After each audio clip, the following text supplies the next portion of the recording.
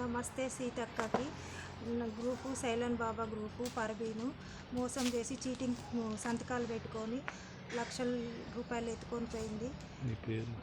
నా పేరు మున్ని. అట్లా చీటింగ్ చేసి ఎత్తుకొని పోయింది. దొంగ సంతకాలు పెట్టుకున్నది మేడం. ఏం చేయాలో మాకు అర్థం కావట్లేదు. బ్యాంకు వాళ్ళు శ్రీనిధి వాళ్ళు వచ్చి బాధిస్తారు, మీరు కట్టాలి తప్పదు, మీరు సచ్చినా కట్టాలని చెప్తుండ్రు. మా ఇల్లు జప్తు చేస్తాను. నాకేం లేదు మేడం, అమ్మగారింటి కాడనే బతుకుతాను. నా మొగుడు తాగుబోతు, నాకు 2 పిల్లలు, నా పరిస్థితి ఇది, నాకేం లేదు. నీ పేరు కన్ను పెడితే డిలీట్ అయితే తీసేస్తానని సంఘంలో చేరుకొని ఇలా బాధ పెట్టి దొంగ సంతకం సెనిషర్ చేసుకొని 2 లక్షలు ఎత్తుకొని పోయింది నా పేరు మీద. ఏం చేయాలి మేడం?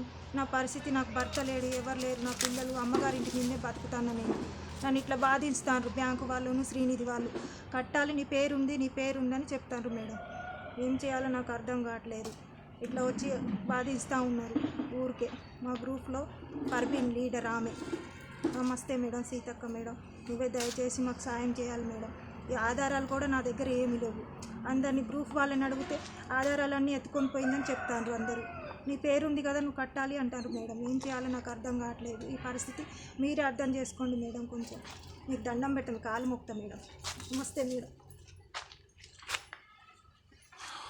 గ్రూపులలో అవకతవకలు జరుగుతున్నాయి.